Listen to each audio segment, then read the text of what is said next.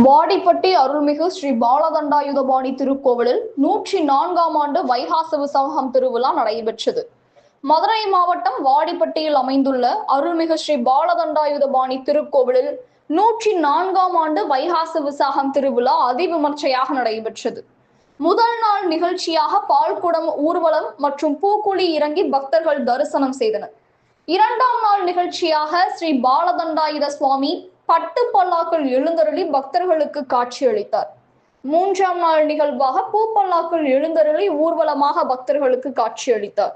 வாடிப்பட்டியை சுற்றியுள்ள சுமார் 100க்கும் மேற்பட்ட கிராமங்களில் இருந்து பல்லாயிரக்கணக்கான பக்தர்கள் கலந்து கொண்டு தரிசனம் பெற்று சென்றனர்.